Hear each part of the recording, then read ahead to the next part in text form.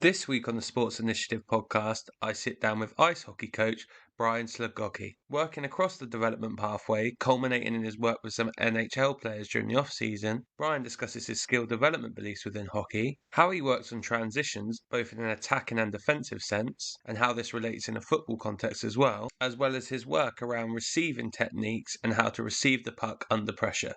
And before you listen to this week's podcast, I have a favour to ask.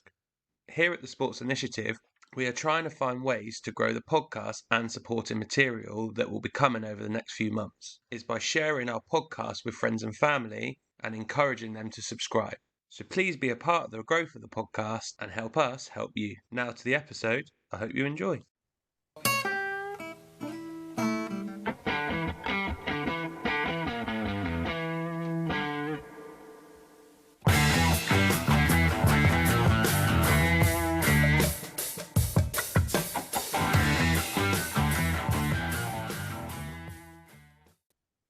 Right, Brian, you are my first recording of 2024, which is an exciting one, and do a very good and strong recommendation from Greg, who obviously we've had on previously. But before we get into, I guess, your working world and comparing and contrasting what we do, how are things in, I'd imagine, very hot and sunny Arizona?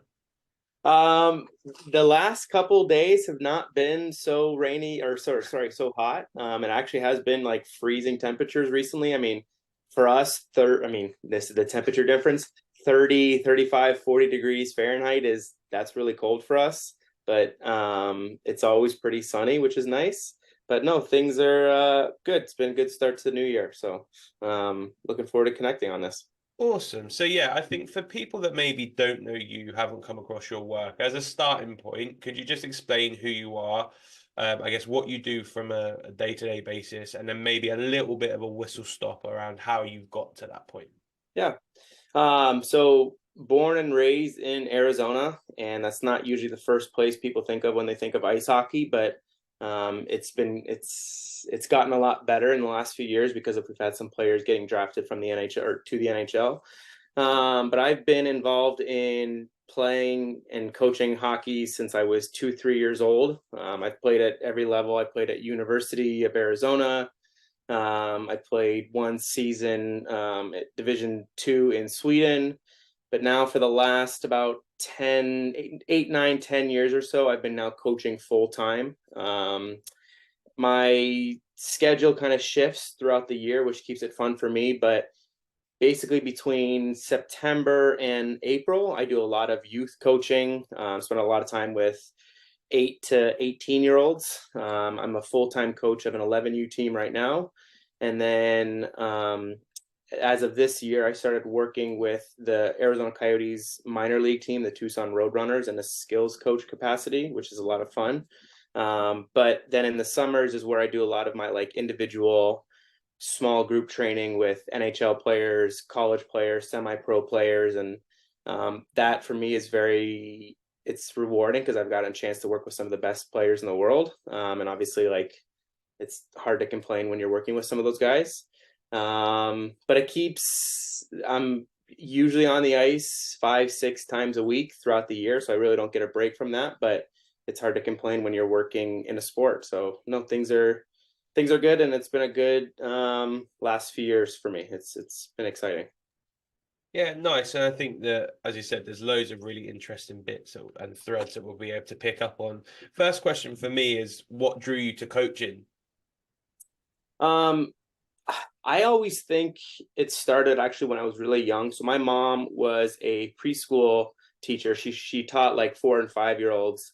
And I just always really enjoyed that relationship with like kids or being like a mentor. I started babysitting when I was like 9, 10 years old. So I always just really enjoyed that like kind of dynamic between a coach, a leader, and a player or a person.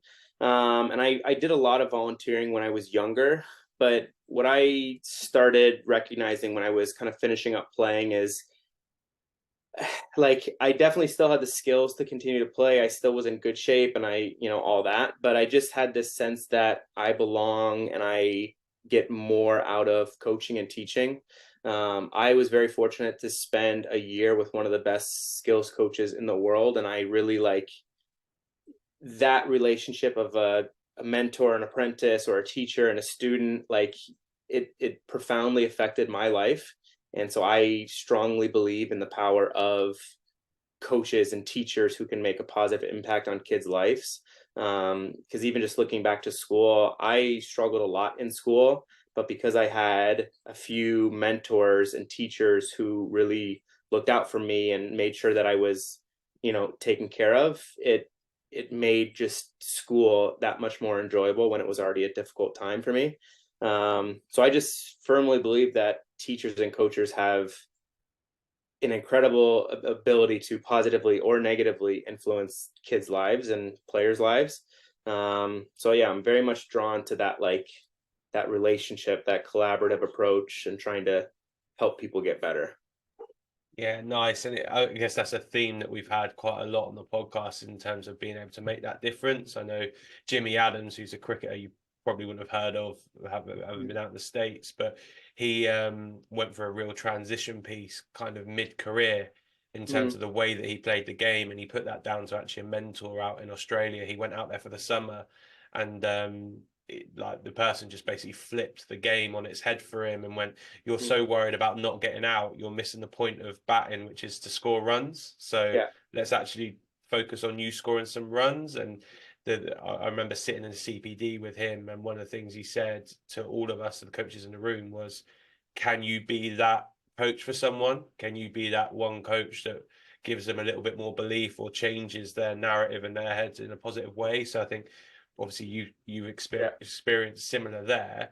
I guess, is there anything in particular that stands out to you in what that individual was able to bring out of you, or the way that they were with you, that was so I resonating? think part of it is, just thinking back to grade school and high school, of one woman in particular who, she, no matter what, I knew she had my back. And when you're growing up, you just feel like your parents are against you, your teachers are against you, like nobody really understands what you're going through.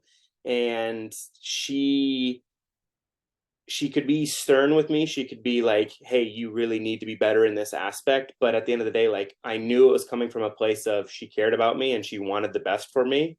So I think it was just like there was a real compassion and care for me as a person, and not just like as a student. And because she had gone through similar things, there was a relation there. And so it was easy to trust and um, just understand that, like, okay, she does want the best for me. And so I think it was just like that relation component. Yeah, and I think that that's something that we've probably become more acute with in the coaching world, of how important that is. And um, it's what fascinates me probably in modern day sport a little bit, with the cycle of coaches constantly churning over, that actually they're probably not getting an opportunity to develop those meaningful relationships that allows you to then get success by coaching people Yeah. hard. um Someone like the Patriots, for example, now will be really interested to see where Yeah. they go without Bill Belichick. Obviously, he's been Yeah. there for a long period of time, but it seems like, if it needs a quick fix, it needs to be done now, and if it's not, it doesn't work. So yeah, I think that's something we're becoming increasingly astute towards. In terms of the skill acquisition piece, do you just want to talk a little bit of what that actually looks like in ice hockey? So what type of skills would you work on, I guess, with the younger ones, and then comparatively to the older ones? And how Yeah. do you, from a personal perspective, go around teaching those things? Yeah. So I was personally trained very much on a technical standpoint, and I'm talking about, this was, I played my whole life and I was always very fast, but I was never very, like, the most skilled. But after I graduated from college, I spent a year with that skills coach, what I was saying, and we spent a year just like working on my technique and working on, having more knee bend or shooting a certain way. So for several years, my whole view on skill development was through that lens of, like, I'm going to teach you how to skate better, I'm going to teach you how to shoot better, I'm going to show you video that you need to get to this posture, and whatnot. And over time, as I think a lot of coaches do, is like, I just started to realize, like, this isn't enough. I'm not seeing this transfer into my players' games, or they're not really understanding when to use certain skills. Like, they look great doing it in practice, but like it's just not applying. And really, I only care about if you can apply it in a game. Like I would just years ago, I stopped caring how good you look in practice. But so for me, like, and it depends on obviously the age I'm working with the kids that I'm with, like my 11-year-olds, a lot of times how I approach it is like, I like to view it from like a game perspective where I'm going to introduce a game that I know we need to work on or we've been working on. And if I don't see certain skills, they're not functional in those areas, then I'll, the middle of practice, now we're going to break down on, hey, here's how you should catch the puck. Here's how you can use your skating to manipulate this game better, to manipulate your opposition better. And then we're going to go back into some sort of game that they can work on that concept. So I very much view now like as a lot of coaches do, is the athlete in their environment. And I don't do anything really 1-on-0, or I'd never use cones to set up like, hey, you should pull it around the cone, because it's not going to be there in a game. So I'm not really concerned with what it looks like as much as let's make sure we can use it against a live opponent. So almost right away with a lot of the skills that I teach, I'm going to have some level of pressure, some level of a decision. And that doesn't mean it's going to be a full tilt, 5-on-5 game, but there's going to be a player in the way. There's going to be a movement before. We're going to stack different skills before and after it so that we can make it as fluid as possible.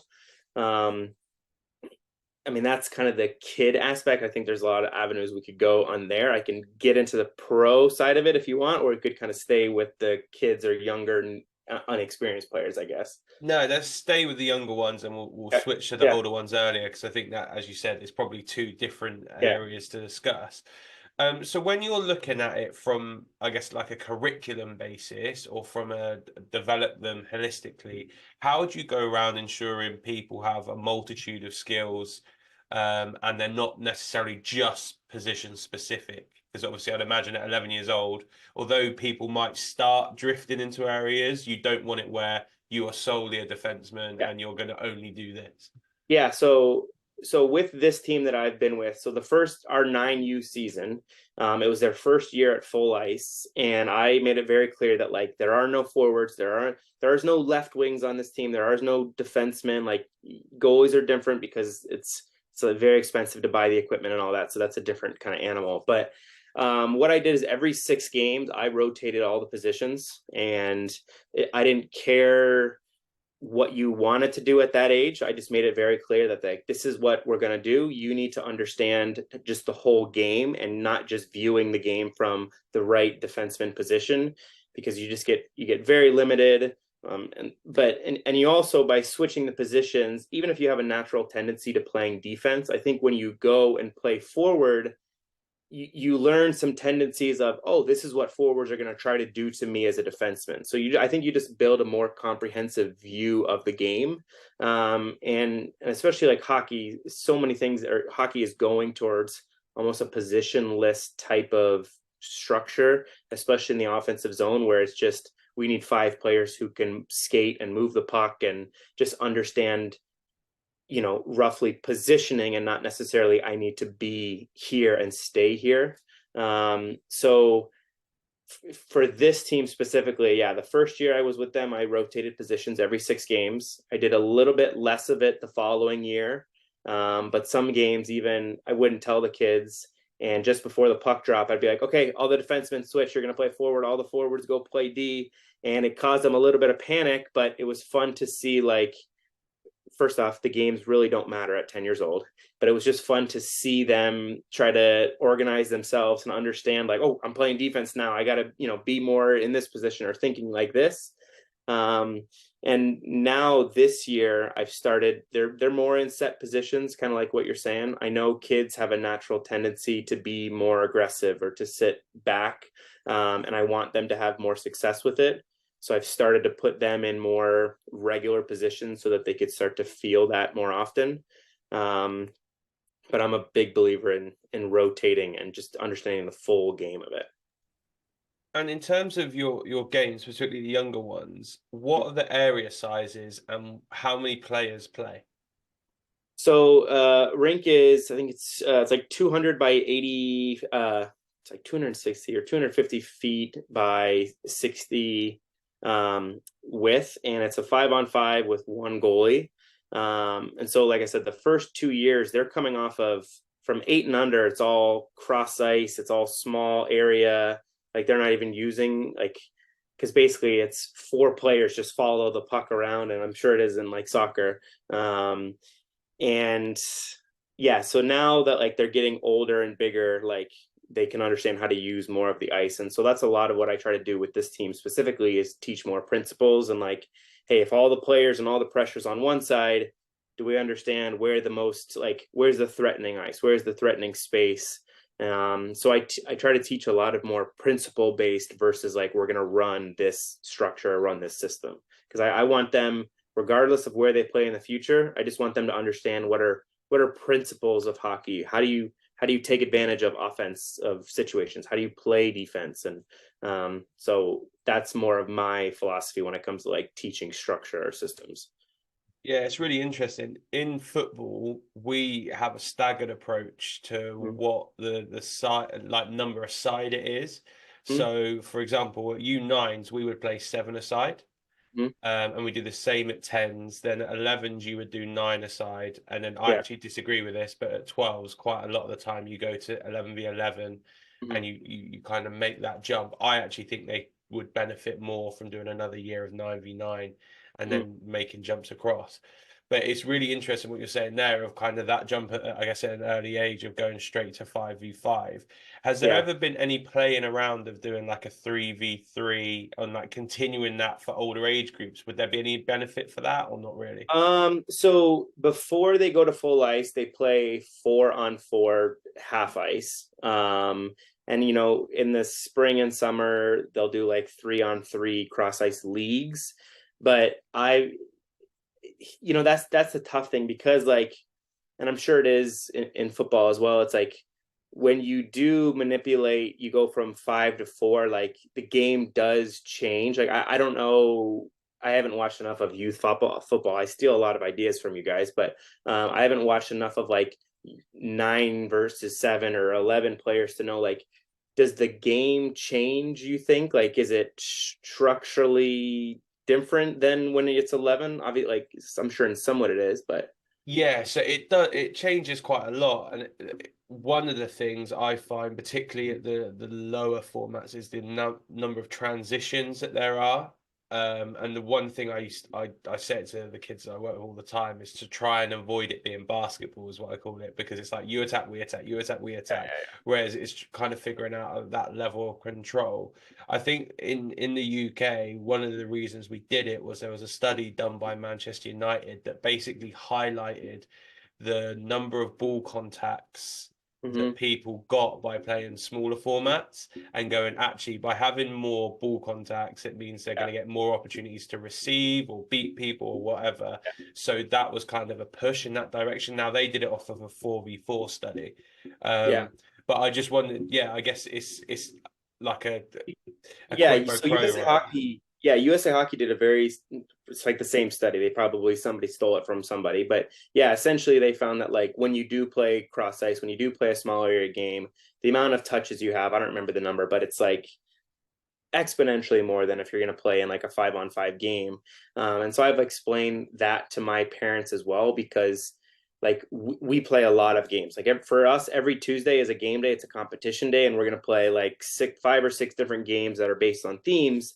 But you see the amount of puck touches these kids get, the amount of decisions they have to get, versus if we just play, yeah, hey, we're going to play 60, 70 games in a season. Well, your son, he might get one puck touch a period. Like that's not going to develop. Yes, it's fun to be a part of a game. Yes, you as a parent like to watch the kids win and lose, whatever. But like, if we truly care about long-term development, we need to put them in as many like games, as many small puck touches, or as many like little situations like we can, because that's going to develop them versus just playing 5-on-5 tournaments and all that stuff. Yeah. And so we probably go the other way. with ours, I think we train more than we play, which I don't Mhm. necessarily think is a good thing. I've actually got a block with my boys at the moment where we're playing twice a week, just to try and give them different exposure to different opposition and whatnot. But we Yeah. will train like 3 times a week with a game at a weekend, so we get loads of practice hours. But Okay. then games maybe come a little bit more infrequently. But we're forever having debates about whether we need to go to smaller formats to increase like ball contacts and Yeah. increase the level of 1v1s that they're getting and all that type of stuff. So it's just fascinating the fact for you guys, although you do it during a different part of the season, that fairly early on you go, well, no, the game is 5v5 and we're going to keep it as a Yeah. 5v5 game. Yeah. Yeah, so in terms of, I guess, from a skill acquisition point then, so with the younger ones, I'm going to choose a particular skill just because it's easiest for us to put into context. If we were looking at, say, receiving the puck, particularly in a higher area, so if you're a forward player and maybe you got to receive a puck from deeper areas under pressure, how would you go about delivering sessions that would allow people to develop that, and then Mhm. two, how would you then get them to practice at home? Because I think this is something that a lot of people struggle with, is like, if it's just a kid by Yeah. themselves practicing, or a parent and a kid, how can they get replicable practice that then Yeah. helps them transfer it across? Yeah. So typically whenever we have a full ice practice, I'm always going to start with like a 3-on-3 or a 4-on-4 full ice game where, like, if we're trying to work on catches, I'm going to encourage them like, hey, we need to make sure that, like, one, we're going to try to use the width of the ice so that they can understand that they can catch pucks like with speed, or that they're going to swing out and gather a lot of speed before they get the puck. So I'm looking in those situations to try to see how many times are we catching pucks in those situations, because you do, even without necessarily putting like an exact rule or constraint on it, you do get those situations a lot, just because the nature of, maybe there's less players, so there's more opportunities for them to like cheat and get ahead of the play. Um, Typically what I'm going to do, like in a situation like that, is if I know I want to work on catching pucks, receiving pucks from deep passes, I'm going to show them probably some video ahead of time. So in the locker room, I'll pull like 2 minutes, a minute worth of some NHL clips, or maybe even some clips of them from the last game or practice, show them, hey, here's what we're going to try to work on today. So I'm trying to kind of prime them on what the mission is or what the goal is for the practice. I might just quickly show them like a funny technical, like sometimes I'll get like a kid to stand up in the locker room and like have them kind of demonstrate what we're going to do and try to get them interactive with it and kind of, poke fun at them or whatever. But after we've done that, we've played a game for a little bit, and I can start to see certain, hey, we're making this mistake more often than not. Then now I'm going to go, that's going to tell me what drill we're going to do. Like a lot of times, I don't necessarily try to plan practice to the minute. I know there's a benefit to that, but I try to kind of just keep a more open approach, as like, hey, this is the global skill or concept we're trying to work on today. Here's where I think I want to end at. And then everything in between is going to be kind of on the fly, or just, building on what we've been doing before. So after we've, if we're now in the drill aspect of the practice, that's probably when I might, okay, you're just going to swing low, catch a puck from a partner, just work on soft catching. We call it like a quiet catch where, there is no stick handle, it doesn't bobble, and just give them maybe 5 to 10 reps of getting confidence with that like soft catch, feeling it. And then I'm now going to start to put some like dummy defensemen in their way. So now they've already had to, when they're skating, they're scanning, they catch the puck softly, and they're immediately into like weaving through an obstacle course. But it's not an obstacle course of cones, it's an obstacle course of players who are just kind of moving, in and out of the way. Once they've done that, then I would probably typically then go into like, okay, now we're going to go into almost like a game. It's going to be like a 2-on-2 simplified version of what we were doing before, but where I'm really going to encourage like, okay, you got to, before you enter the zone, we need to move the puck across the midline 2 times. And then once we get into the zone, let's, on a change of possession or something, let's make sure we move it again. So now I'm just constantly encouraging that sort of puck movement and catching, without necessarily like slowing it down and mandating that play. Does that kind of like, that was the first part of your question. Anything on that I can dive into more, or? Yeah, no, there is actually, because I was just about to jump in. So Yeah. one thing we struggle with quite a lot, particularly with the younger players, is working on their movement to be able to do the reception. So quite often we'll end up with a striker or a forward that will stand right next to a defender. Then all of a sudden it limits their options in terms of if they're able to come short or longer or go in or out. Now, I appreciate I guess the parameters of hockey pitch are different because you've got boards there which you potentially could get hit into, but in terms of having boundaries, you've got football pitches, we've got the same which are lined.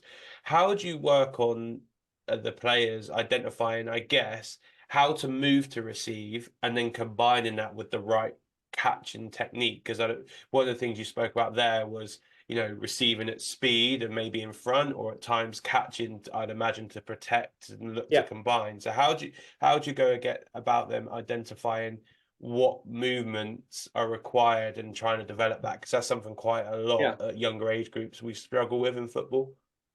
Yeah, so, you know, just even using the example I was using before. So sometimes when I say we're going to work on, you know, the soft catch or catching it in stride, I'll line players up on one dot or maybe in the middle of the ice, and I'm going to say, okay, the receiving player is going to swing out and you're just going to catch a pass.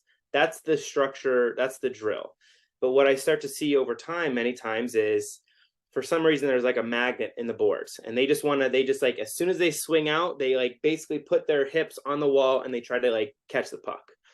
But so what I try to teach them instead is we want to use the on ice geography. And so we want to use the dot line. And so on an ice rink, down both sides are 8 dots that are all like in a straight line that helps kind of segment the ice sheet. And so what I try to tell the players is, after you swing wide, you want to start to come inside. You want to try to get to the dot line, so that now when you catch the puck, you have the ability to go inside or outside. If you stay on the outside along the wall, really your only option now is either to dump it in, which I don't want to do, or come inside.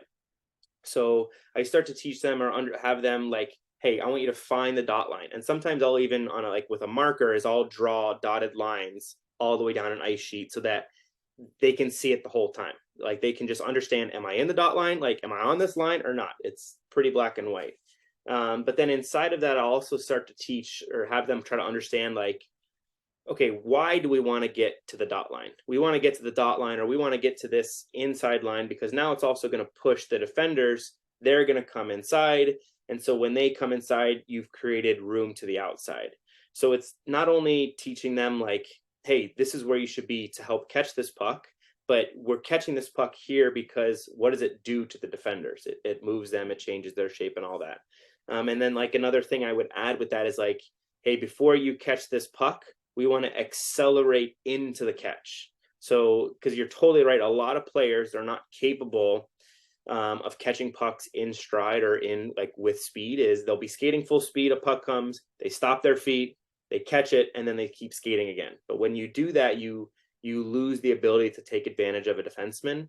So a lot of times I'll tell my players that, yes, before the puck comes, you need to have a crossover, or you need to have a meaningful, I can see a change of speed. And like, that helps them now start to like, I'm not telling them what technique necessarily to do. I just go faster. Like, I want you to accelerate into this puck. And we've already done a bunch of reps where they're catching it softly or catching it in stride. And like,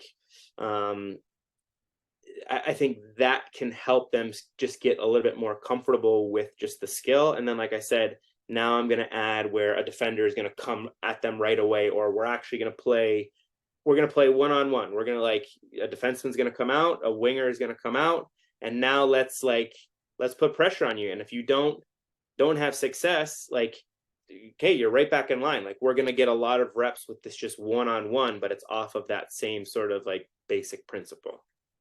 Do you get a lot of situations where players at the top level get like man marked during games? So if you're if you're a forward, would a defenseman just go and stand literally by them or skate by them the entire time, or does that not happen that often? No, sometimes we'll call it like shadowing. So like, top players will get shadowed.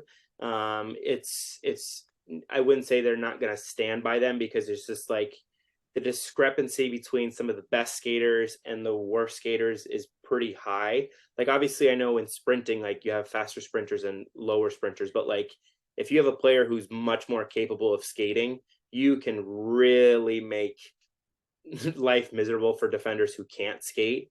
Like a lot of times as a forward, so I grew up as a forward, our job is to, like, if you can get the D to cross their feet multiple times, there's a chance that they're going to fall over. They're going backwards. They're not going to be as capable skating as you are. So if you can understand how to get a defenseman to start turning his feet, turning his heels, he crosses over, and then you go the other way, like that's where you start to see the high level guys really separate themselves. So it'd be too difficult, I think, for somebody to like stay on somebody the whole time, but you stay in the area, I guess. Yeah, no, it's fascinating because I guess this is more relative to probably football, American football, I'm going to go with now.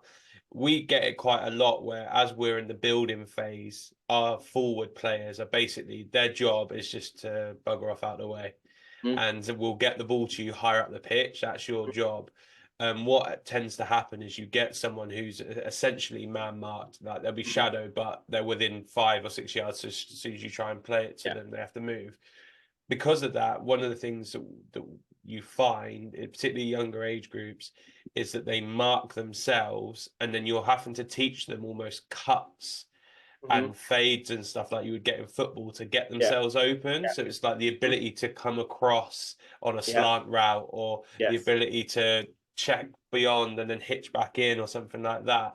Where it sounds like in hockey, because of the speed differential for one, but also the, I guess, transitional nature of the game, that actually there are not going to be too many occasions where you're right up against that defender all the time. And it's more of a case being able to constantly be in a flow state where you can receive and then attack. Yeah, so there's definitely times where, like, so when you're breaking the puck out, so the D are skating behind your net and they're trying to go break it out. Many times wingers, so the players along the boards, they are going to get contact with the defenseman behind them. And now obviously a lot of this depends on like the tactic that you're trying to do, but sometimes you'll do like a bump to try to create a little bit of separation. Now when the puck comes, you can either dish it off the boards or hit somebody underneath. But there are certainly, and it is fun to see, like, so another concept we call like slashing, and I'm sure it's similar in football, where like you're going to try to go between the D, or you're going to go across the field to potentially get the puck. Sometimes what players will do, and what I like to teach, is like, you want to do like a fade route. You're going to fake a fade route. You're going to go straight at your D. You're going to give them every signal that you're going deep here. And then when they start to transition to either pivot to go from backwards to forwards, or they recognize that, like, you have a lot of speed, that's when you're then going to cut maybe back or slant across. So there is a little bit of that. It's probably not as much as you would see in like American football, where you're like one-on-one on the line trying to, like, there's not that aspect. But there are some players do some type of that, like deceptive footwork or slanting or cutting, beforehand. Okay, so how would you work on that with players? Because I think that's a really interesting piece in terms of if you're capable of doing that. So if you're capable of pretending that you're going to go in behind and receive in behind, and then with a bit of disguise run across, it then links in nicely to what you've just been working on there, which is actually now we're receiving on the move. So now we're taking that puck across the ice, and we're in a position where we're going to be able to attack the net. So how do you go on adding that bit into, I guess, the bit that you spoke about earlier? It's a good point. It's tough because it's definitely like a big vision thing as well, is because defensemen are under so much pressure in their D zone that they can't really wait for you to establish your route. So if it looks like you're going and your D sees you start to go, there's a good chance they're going to throw it that way. So I think it's important that as you're trying to establish those fakes and whatnot, is like you are looking at the defenseman, you are looking at your partners or whatever to see like, hey, yes, my feet are still going this way, but I'm cognizant of that the play is on this side, because at any moment I need to be able to cut across, because the turnovers and the mistakes can happen very quickly, and they can, like, if you're outside the zone and your defenseman turn the puck over, it's very quickly an odd man opportunity for the other team. So it's definitely something like you have to know that your partner has full possession before you're going to do that. But I've actually played some games as a warm-up or little one-on-one things where I will line up players, like a American football type of stance where you're on a blue line or you're across from each other on a blue line, and you have a quarterback to the side, and I say, okay, get open. And so they try to, like, they're working on their skating, but they're playing football. And so it's a fun and easy way to start to introduce the concept. And then I'll start to maybe be like, hey, have you tried, like, kind of stretch out longer strides and then cut across. Once I've given them a few opportunities to mess with it, try with it, have some fun with it, then I'll go in and be like, okay, let's actually try to do ABC or whatever. Right, I'm going to come on to the transitional bit in a minute, because I think it's a nice segue. One last bit before we go on to it. Yeah. I mentioned earlier around the being able for them to practice at home. Now, let's assume for this that maybe they've been able to find some ice or some ice time, but it's a situation where they're with just themselves or with a parent or one other player and stuff. How do you get them to work on these types of techniques? Because this is something in football, we do a lot of ball mastery work, which, can be replicable to a point, but then obviously you're taking it away the element of decision making to a degree, which then challenges it. So how do you guys work on those types of things so that you can go to them, listen, this is the floor at the moment, but work on it at home, and we'll see some development? That's a good question, because I think, like you're saying, like, a lot of if you want to get better at stick handling and like your individual skills, a lot of that should be done at home, because in a team setting, like, now's our time to work on team, not necessarily concepts, but like where decision making and all that stuff. I think part of it when you're at home is trying to find ways, like, a lot of players have like rebounders, where they're basically like a strip of a rubber band. It's fancier than a rubber band, where they can pass to and it'll come back to, and you can work on that sort of soft catch and getting your hands away from your body.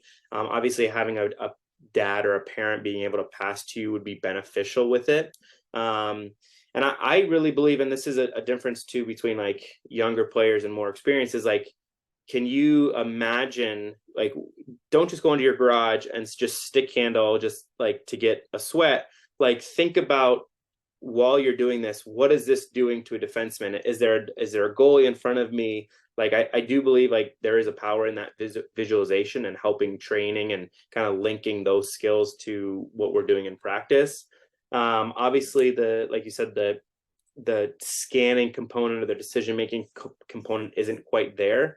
But I think if you can recognize where I might use this skill, and then try to get your partner, a friend or your dad to help you with like those catches, is going to be the most beneficial. But like, that's a tough one to do by yourself, because you really do need somebody to, like, unless you have a good surface that you can rebound off of, you really need somebody to like give you hard passes, give you a bad pass that you need to corral.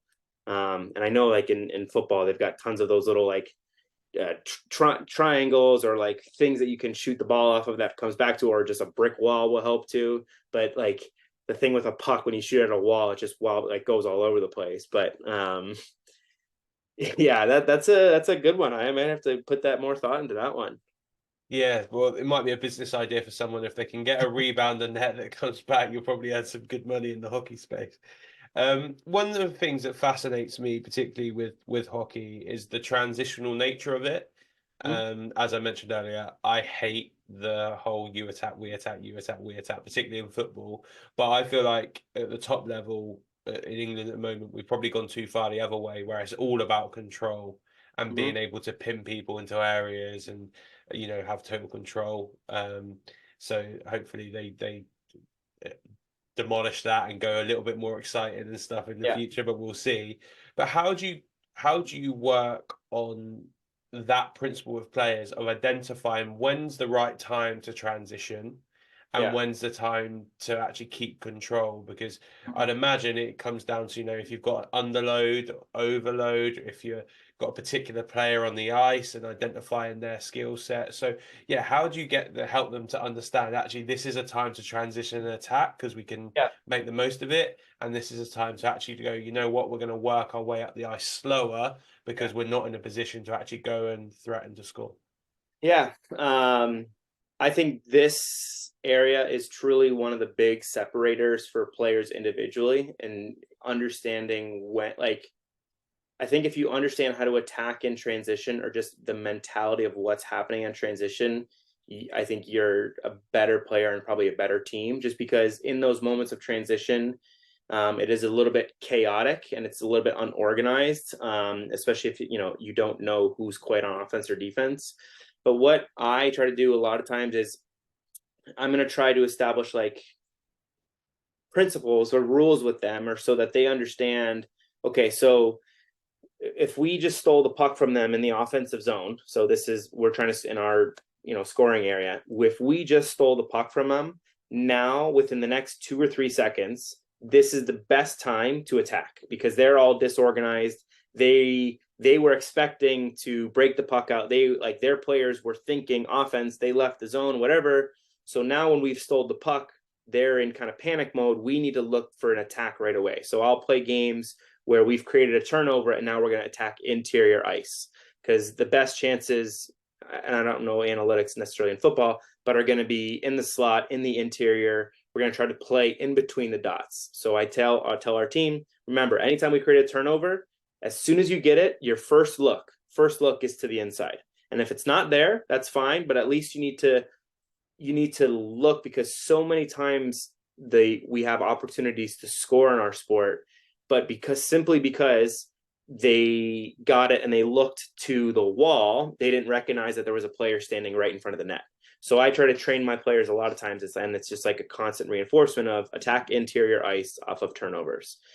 Now, if we weren't able to attack right away, and this is now what I'm going to tell them, we're going to try to move the puck and we're going to try to change sides with it.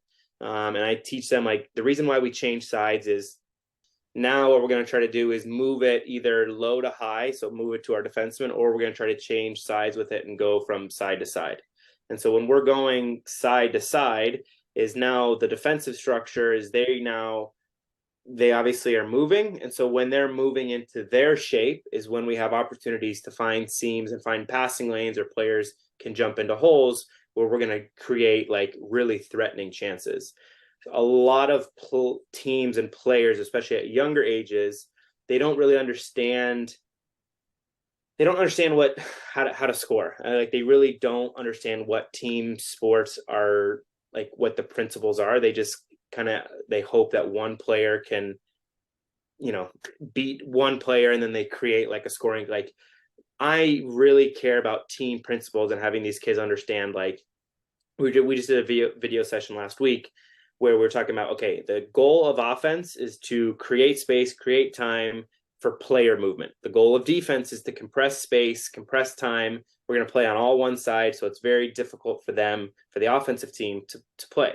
And so when our kids understand, like, now that we've changed the shape and we've moved it, now we need to look to attack right away, and versus like just keep going perimeter, because a lot of teams do that. Now, as far as like a buildup or from a breakout or from like a neutral zone regroup, there are times when we do want to, like, same concept. Like, this is, if we can attack quickly off of a turnover in any zone, I think your chances of generating more successful offensive chances are greater, just because the opposing team is running around. So I very much, a lot of the games we play, a lot of the concepts we do are, okay, we've turned the puck over on one side. That means a lot of players are going to be over here. Where do we need to look immediately to take advantage? So if we can now move the puck to the other side of the ice, even in the middle, now we've changed the shape and we have a better chance to score. If they're able to get into their shape, now let's go D to D, let's have our forwards swing low, build some speed, use crossovers. I like, like we always say, use swings. So generate a lot of speed. So that way, when you are getting that puck again, you're attacking defensemen who are ideally standing still. So I think it's recognizing, like you said, there are moments when we need to like go and have like right away take advantage. And there are other moments when it needs to be more of a slow build up to like a home run play or a high danger chance.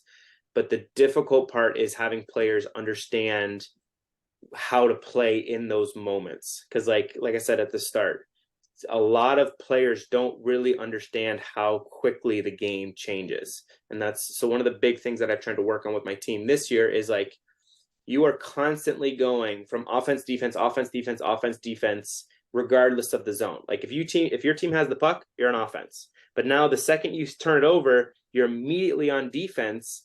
And sometimes our kids think there's this like 1, 2, okay, now I'll play defense. Or okay, 1, 2, now I'll play offense. And when you wait or when you don't mentally switch or flip between the two, I think you lose opportunities to take advantage of opposing teams. And is it a stylistic thing in terms of what players or how they exploit that space? So say, for example, they're trying to go between the lines and play centrally. You might have one skater that's incredibly quick, and actually the most dynamic way of them being able to exploit that is to be able to receive a pass and then skate directly with the puck. Whereas for someone else, I'd imagine like the ability to combine with others and maybe be able to receive in that space on the move and then skate and allow your flyers to come around the outside of you and stuff. So is that a self-awareness piece, or is that a, like if you're looking at it at the top level, is that a strategy in terms of what players that NHL teams have in their roster or on the ice at the moment? So that's the difference, between football and hockey is like in football, besides the three guys who can substitute or whatever, you pretty much have the same 11 players on the field at the same time who like, and it's very clear like what your strengths and weaknesses are, what you're capable of. With hockey, especially with forwards, we have typically 3 or 4 lines of 3 forwards. And as a coach, my job before the game is to like try to find comparative players and like, hey, I've got 2 really small, fast players. I'm going to put them with somebody who's going to be more of like a net front, bigger presence. And let's see how does that line work together. But then there's other players who are like, no, I want to play more of like a tic-tac-toe type of a game. And so like, to use like NHL example, like Sidney Crosby, I'm not sure you're familiar with him.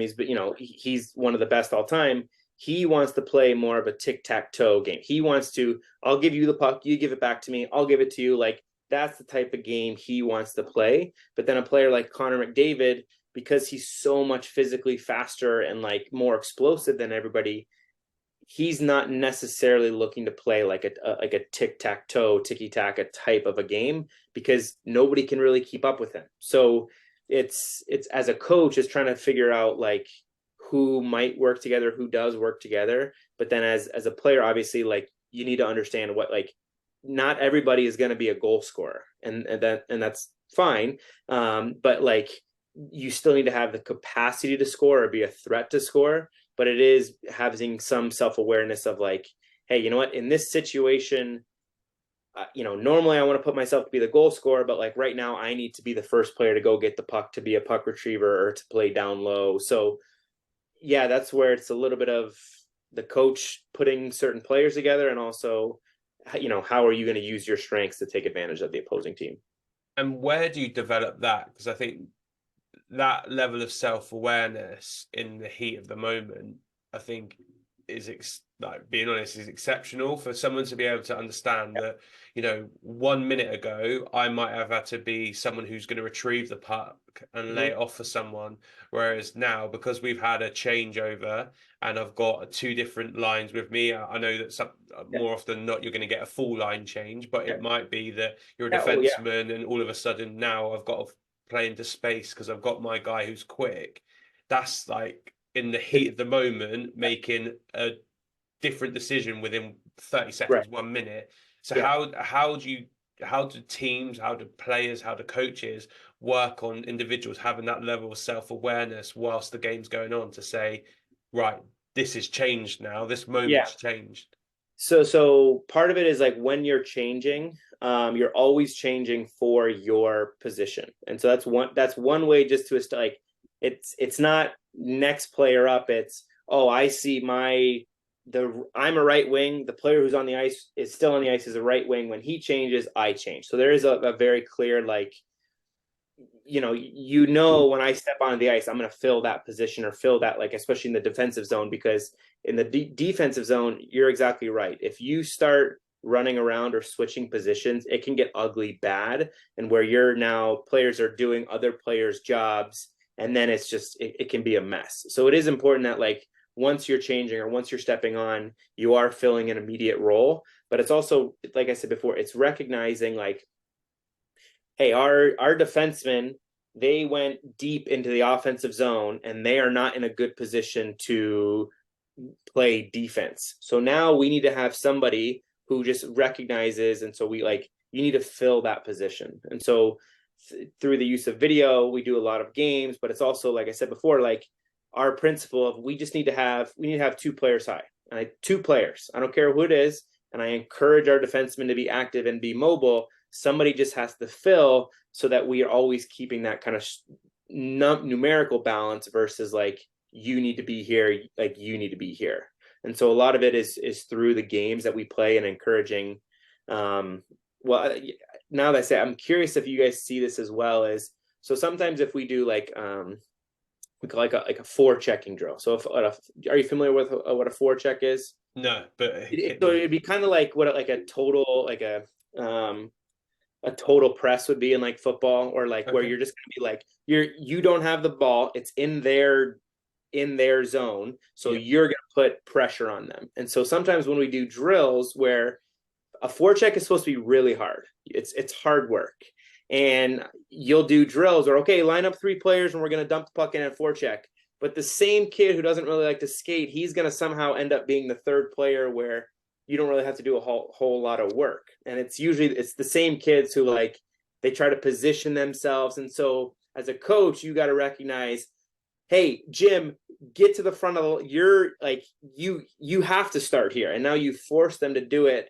And they get kind of pissy or whatever. But, like, part of my job as a coach is to understand, like, hockey in a perfect world, yes, it's structure. Everybody knows where, but it's controlled chaos. And so sometimes you're going to be F1, the first forechecker. Sometimes you're going to be, you fell over, you tripped over the goalie in your zone, and now you're the last player out. So it's important that you just understand, strategically where you're supposed to be versus, like, I have to be here. It's just because that's the reading and reacting part of it. Yeah, it is fascinating. Because I just think the level of transition and the speed that it happens is so quick. And obviously I appreciate that you're gonna change D for D and play center for center and forward for forward. But I think it's just having the awareness of even what those players coming on are capable of in the moment to say, right, I need to act in this way now. Yeah. And whereas in football, you make a sub and I can look over if I'm playing and go, okay, that's whoever, and I know that actually he's 6'4" and he's coming on for a player who was 5'10", so that means I'm gonna now maybe go a little bit more aerial because I know he's more of a physical presence, but I can watch that happen as the number goes up. Whereas in hockey, I could be, we could have just cleared the puck up the ice.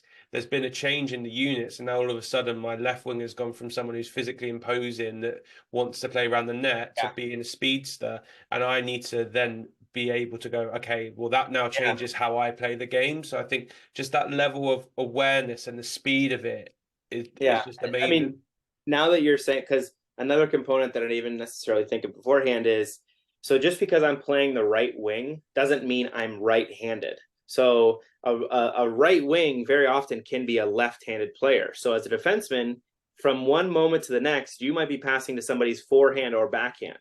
Now, in a perfect world, it doesn't matter, but it does matter. And, like, sometimes it's harder. Kids struggle with catching on their backhand, or it's tougher now to make the next play. So a really good passer, a really good player is going to recognize, especially like on an offensive chance, am I going with a righty or lefty now? And where do I need to put this puck roughly to give them the best chance to do it.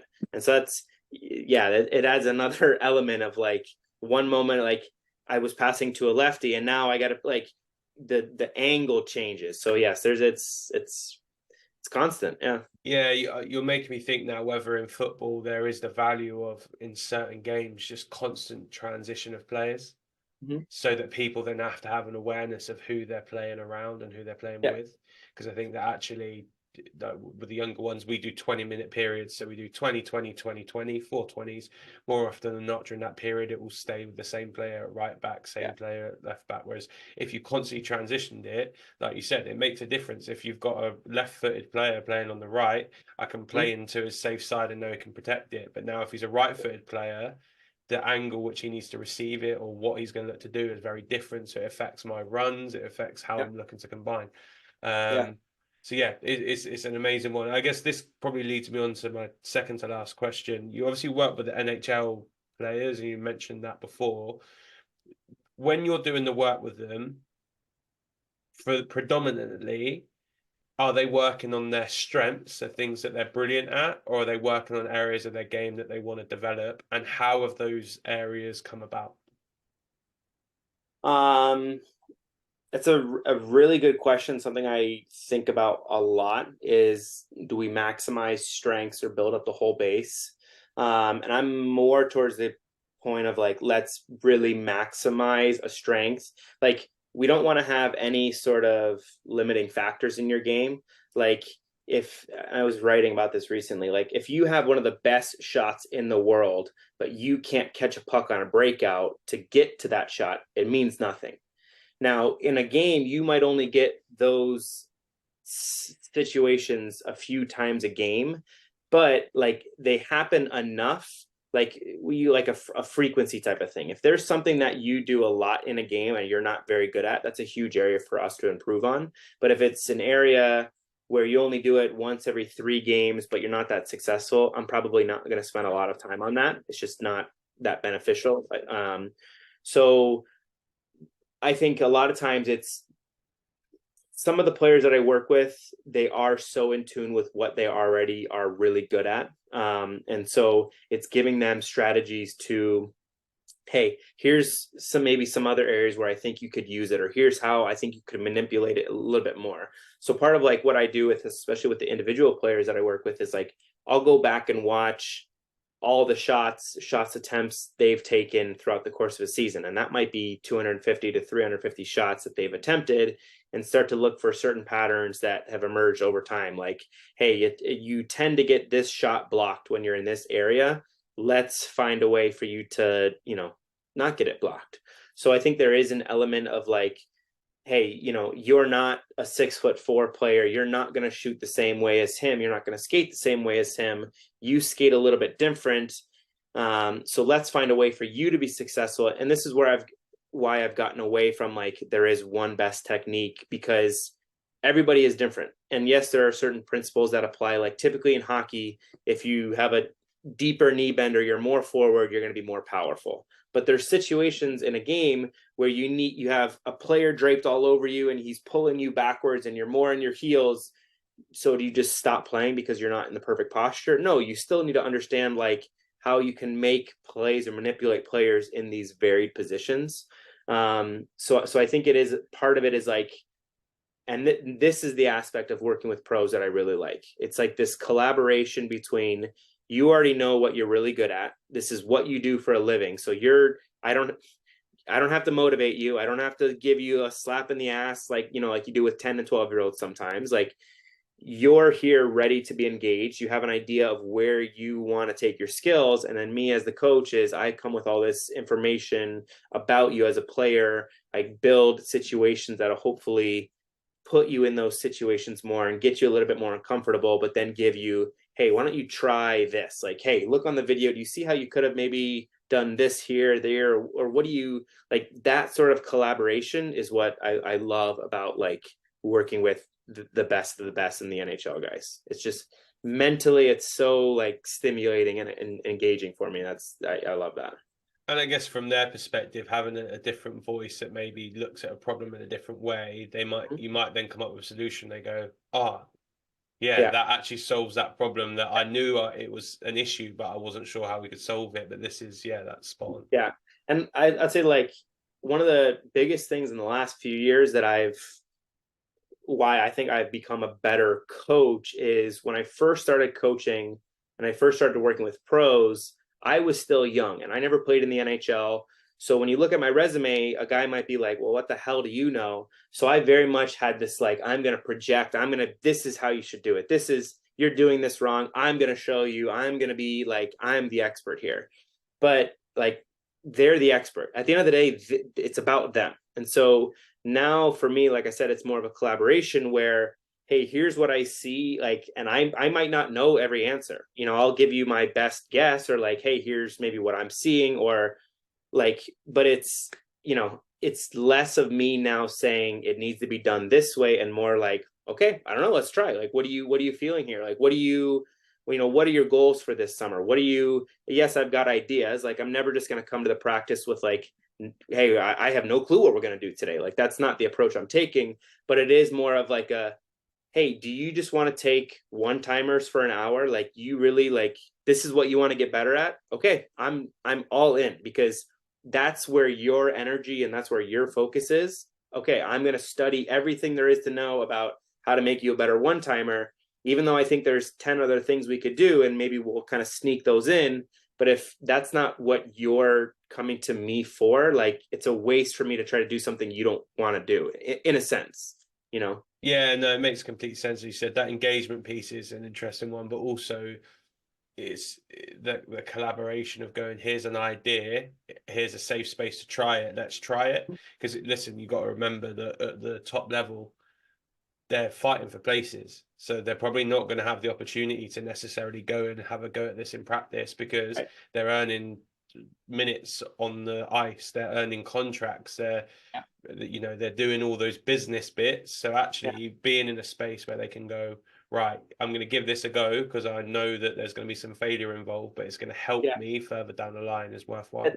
That's why it's such an interesting thing working with pros and adults, because the best players in the world that I've worked with, they want that, like, challenge. They want that controlled failure. They want to, okay, where else can I go? Because like, they're not competing against other players. They're competing against themselves. And like, I know that sounds so cliche, but it really is them. They're trying to figure out how the best they can be.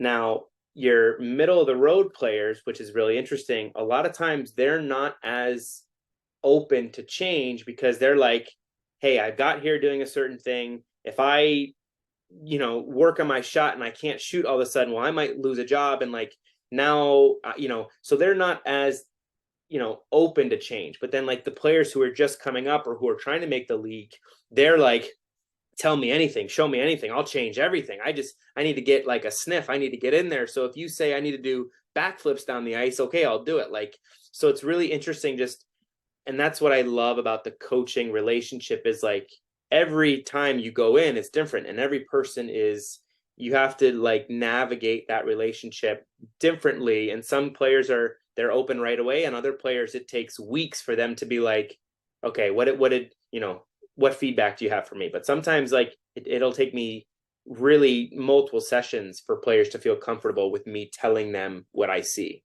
But that's part of it. I think this could be a whole other conversation, so I'm conscious of time. So last question for me, and it's something that I ask everyone, which is, if I were to speak to the players that you work with, both at the younger age groups and the older ones, how would you hope they described you in 3 words, and why? Oof.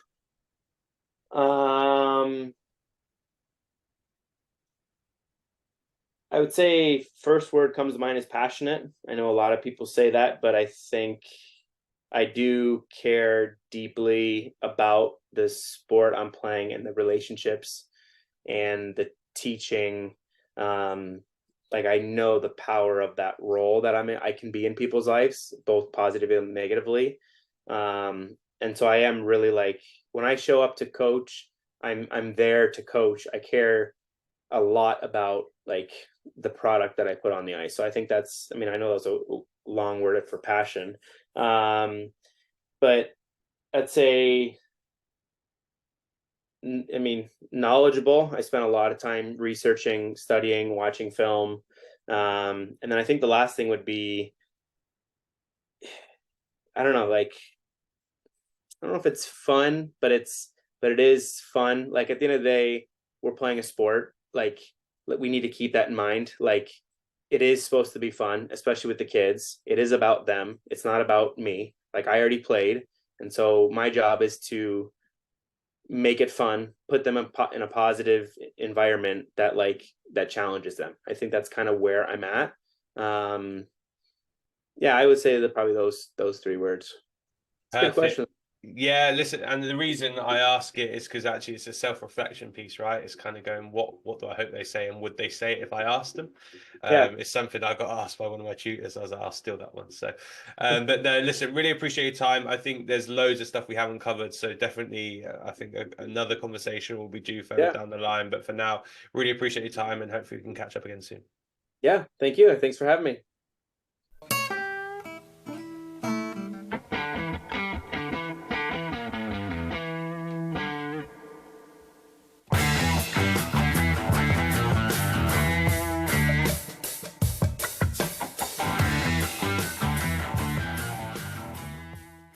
Thanks for listening to the Sports Initiative podcast with me, Michael Wright. Please remember to follow us on Twitter, Facebook, and Instagram at the Sports Initiative Podcast, and share this podcast with friends and family. I'll see you next week.